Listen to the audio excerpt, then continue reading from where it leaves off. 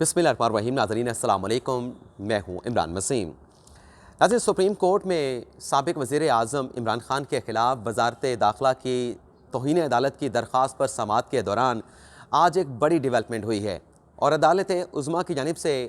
Chairman Tehreek Insaf Imran Khan साहब पे जो वज़ीराबाद में कातलाना हमला हुआ उस वाक़े की FIR दर्ज करने का हुक्म दे दिया है। IG पंजाब फैसल शाहकार को अल्टीमेटम देते हुए अदालत की जानिब से ये कहा गया है कि 24 घंटों के अंदर इस वाक़े की FIR का इंदराज करके सुप्रीम कोर्ट में रिपोर्ट पेश की जाए। और साथ में अदालत ने IG पंजाब पुलिस को यह भी वाज़ेह किया कि अगर 24 घंटों के अंदर FIR का इंदराज ना हुआ तो सो मोटो एक्शन लेके IG के ख़िलाफ़ जो है वो कार्रवाई का आगाज़ किया जाएगा और मुकदमे का इंदराज ना करने पे IG Punjab police Faisal Shahkar supreme court के सामने जवाबदेह होंगे। इसके अलावा आज की अदालती कार्रवाई में चीफ जस्टिस की जानिब से ये भी वाज़ेह किया गया कि जो एंकर अरशद शरीफ साहब के कत्ल का मामला है, आज़म सवाती साहब पे जो तशद्दुद हुआ, उनकी जो मुबैना वीडियो सामने आई है, इस मामले पे भी अदालत उज़्मा ने ह्यूमन राइट्स सेल साइट पे जो है वो नोटिस लेके बाकायदा इंक्वायरी का तहकीकात का आगाज़ कर दिया है। तो सुप्रीम कोर्ट में होने वाली इस अहम अदालती कार्रवाई का अहवाल आप नाज़रीन के साथ हम शेयर करेंगे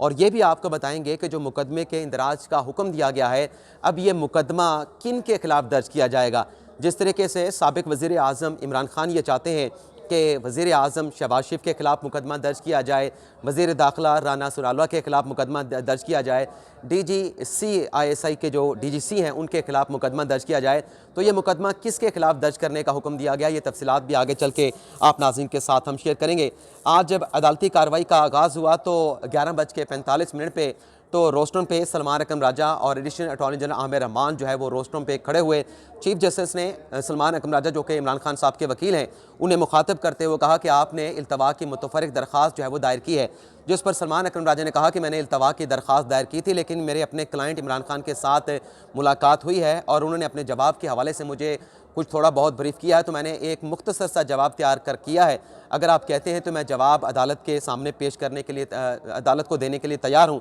जिस पर चीफ जस्टिस ने कहा कि अगर आप मुतमिन नहीं हैं जो आपने जवाब तैयार किया है, जो आपके अपने क्लाइंट के साथ मुलाकात की है, तो मैं आपको मज़ीद वक्त देने के लिए तैयार हूँ। तो अदालत ने 1 हफ़्ते का सलमान अकरम राजा को वक्त दिया कि आप इमरान खान साहब के साथ मुलाकात करके इस केस का जो जवाब है वो तफसीली तौर पे तैयार करके अदालत में जमा करवाएं। इसके बाद Imran Khan chief justice of Pakistan ने यह भी कहा कि हमें उम्मीद है कि इमरान खान साहब जो हैं, जो अफसोसनाक वाक़या जुमेरात का जो हुआ, वैसे तो बुध को वाक़या हुआ था लेकिन चीफ साहब ने जुमेरात का दिन का नाम लिया, कि चीफ साहब ने कहा कि हमें उम्मीद है कि इमरान खान साहब जो है वो हॉस्पिटल से डिस्चार्ज होकर अपने घर चले गए होंगे। और फिर पूछा इमरान खान साहब के वकील सलमान अकरम राजा से कि क्या इस केस की FIR दर्ज हुई है और कितना वक्त अब तक गुजर चुका है और FIR का इंदराज नहीं हुआ। तो सलमान अकरम राजा इमरान खान साहब के वकील की जानिब से जवाब दिया गया कि बुध को यह वाक़या पेश हुआ था और ग़ालिबन 72 घंटे या 90 घंटों का वक्त हो चुका है, अभी तक FIR का इंदराज नहीं हुआ। जिस पर चीफ जस्टिस ने कहा कि ये FIR का इंदराज लाजमी होना चाहिए,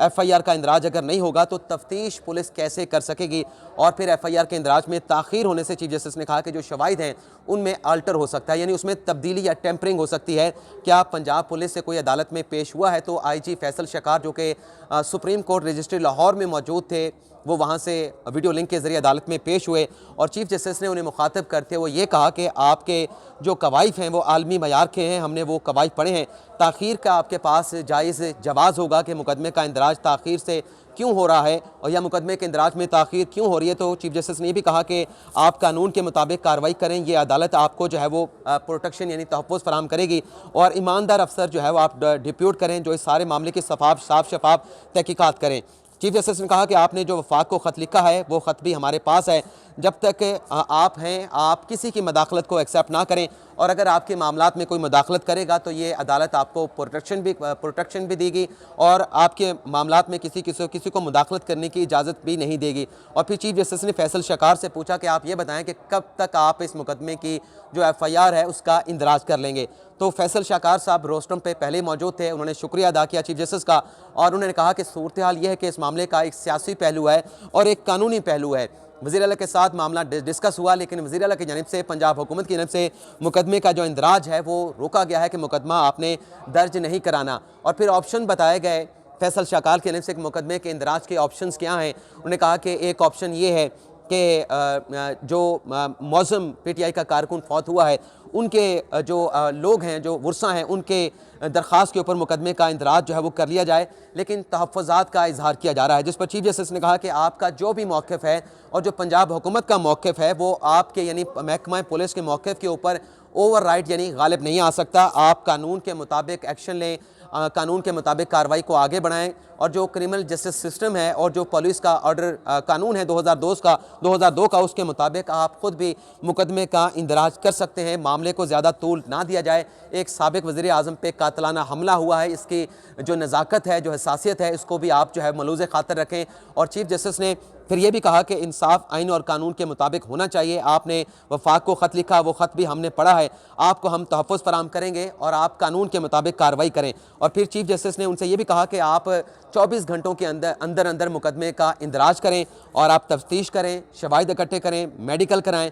और इस मामले को मंतकी अंजाम तक पहुँचाएँ। और फिर चीफ जस्टिस ने यह भी कहा कि अगर 24 घंटों के अंदर मुकदमे का इंदराज ना हुआ तो IG साहब आप अदालत के सामने जवाबदेह होंगे और फिर हम इस मामले का अज़ खुद नोटिस लेके कार्रवाई को आगे बढ़ाएंगे। तो ये कार्रवाई हुई जो इमरान खान साहब पे कातलाना हमला हुआ और ये अदालत ने अहकामात जारी किए। लेकिन अब देखना ये होगा कि जो मुकदमे का इंदराज का सुप्रीम कोर्ट ने हुक्म दिया है, तो IG पंजाब फैसल शाहकार साहब जो मुकदमे का इंदराज करेंगे, जो FIR दर्ज की जाएगी, उसमें जो मुल्ज़मान हैं तो किन लोगों को वो उसमें मुल्ज़मान के तौर पे नॉमिनेट करते हैं। इसके अलावा सुप्रीम कोर्ट ऑफ पाकिस्तान में पंजाब में पुलिस अफसरान के ट्रांसफ़र पोस्टिंग के हवाले से भी एक बड़े अहम मुकदमे की समाअत हुई। शहजाद शौकत एक मारूफ वकील हैं, सीनियर वकील हैं अदालत उज़्मा के, उनकी जानिब से एक आइनी दरख्वास्त दायर की गई थी जिस पर एतराज़ात लगा के उस दरख्वास्त को वापस कर दिया गया था। उस दरख्वास्त को भी आज इसी अदालत में टेकअप किया गया और इस दरख्वास्त पे ऊपर जो एतराज़ात थे उन एतराज़ात को रिमूव करके अदालत ने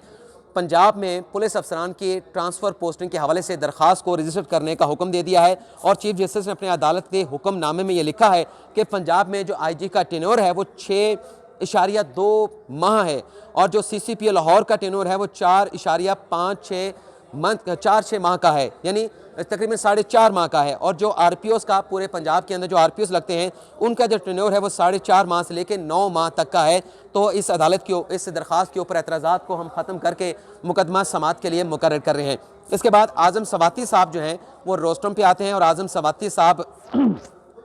अदालत से ये बल्कि इस दौरान चीफ साहब अदालत जो इमरान खान साहब का मामला है उसका ऑर्डर डिक्टेट करते हैं कि इमरान खान साहब जो है हॉस्पिटल से डिस्चार्ज हो चुके हैं। सलमान अकरम राजा को हम वक्त दे रहे हैं कि वो इमरान खान साहब से मुलाकात करके इस मामले के जो तफसीली है वो अदालत में जमा करवाएं। इसके बाद आज़म सवाती साहब रोस्टम पे आते हैं तो चीफ जस्टिस उनसे मुखातब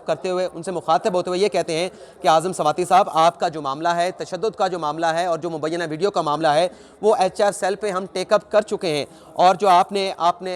जो मुबैना वीडियो आई है उसके ऊपर हम अफसुर्दा भी हैं, लेकिन तहकीकात शुरू हो चुकी है। लेकिन जो कहा जा रहा है कि वो सुप्रीम कोर्ट का कोई रेस्ट हाउस था, आपने सुप्रीम कोर्ट के रेस्ट हाउस में कभी क़याम नहीं किया। जिस पर आज़म सवाती ने कहा कि जी बिल्कुल आप ठीक कह रहे हैं कि मैंने क्वेटा में फेडरल लॉज नंबर 1 में क़याम किया था। तो एक तो ये बात कि सुप्रीम कोर्ट के रेस्ट हाउस क्वेटा में आज़म सवाती साहब ने वहाँ पे क़याम किया, उनके वहाँ पे मुबैना वीडियो बनाई गई, तो ये मामला आज अदालत के अंदर क्लियर हो गया, वाज़ेह हो गया, क्योंकि आज़म सवाती साहब ने एतराफ़ कर लिया कि वो सुप्रीम कोर्ट के रेस्ट हाउस में नहीं बल्कि फेडरल लॉज नंबर 1 में उन्होंने क़याम किया था। मुबैना तौर पर वहाँ उनकी ये वीडियो बनाई गई। चीफ साहब ने कहा कि मोहतरम आपने जो बातें करनी है, आपकी बातें HSL को आप पहले भी कह चुके हैं, हम HSL को कह देते हैं, वो आज आपको बुला के आपकी तमाम बातों को दोबारा से भी रिकॉर्ड कर लेगा। लेकिन हम ये चाहते हैं कि HSL पे जो इस मामले पे इंक्वायरी का आगाज़ किया गया है उसमें तहकीक हो जाए। हम इसमें किसी किस्म की मदाखलत सुमोटो एक्शन लेके नहीं करना चाहते। और फिर चीफ साहब ने यह भी कहा कि जो अरशद शरीफ सहाफ़ी के कत्ल का मामला है उस पर उनकी वालदा की जानिब से ख़त लिखा गया है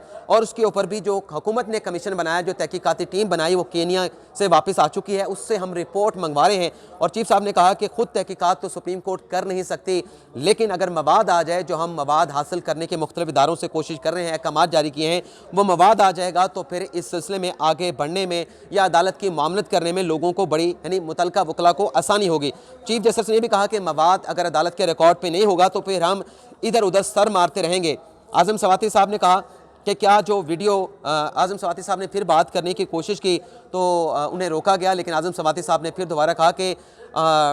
चीफ साहब ने कहा कि जो वीडियो आपकी मुबैना तौर पे है, हम पैमरा को और दीगर इदारों मुतलका इदारों को अहकामात जारी कर देते हैं कि उसे जो इंटरनेट है उससे मुख्तलिफ वेबसाइट से उस वीडियो को हटा दिया जाए। तो आज़म सवाती ने कहा कि यह हो सकता है कि जो वीडियो वेबसाइट्स के ऊपर पड़ी है, इंटरनेट के ऊपर पड़ी है, वो वीडियो ना हो जो मुझे मुख्तलिफ नंबर से या मेरे घर वालों को भेजी गई थी। चीफ साहब के ने इस पर यह जवाब दिया कि आज़म सवाती साहब HR सेल जो है इस मामले को देख रहा है, इस पर हम मुनासिब अहकाम आगे चल के जारी करेंगे, लेकिन फ़िलहाल सो मोटो एक्शन लेने के हवाले से हम बड़े ही मोहतात हैं। ये मामला मैच्योर हो जाए, मवाद हमारे सामने आ जाए, हर शहरी के बुनियादी हकूक़ का हम तहफ़्फ़ुज़ करेंगे। और आज़म सवाती को फिर मुखातिब करते हुए चीफ जस्टिस ने भी कहा कि सवाती साहब प्लीज़ आप बहादुर बने। और फिर चीफ जस्टिस ने भी कहा कि आपके पता नहीं न जाने कितने दुश्मन होंगे, पता नहीं कौन कौन आपके दुश्मन होंगे। इस हवाले से जो ये भी आपको देखना होगा कि आपके दुश्मन कौन हैं और कितने दुश्मन हैं। तहकीकात के ज़रिए सच का हमने पता चलाना है और सच तक हमने पहुंचना है। चीफ जस्टिस ने कहा कि अब मौजूदा हालात में सच तलाश करना भी इतना मुश्किल हो गया है कि जो सच है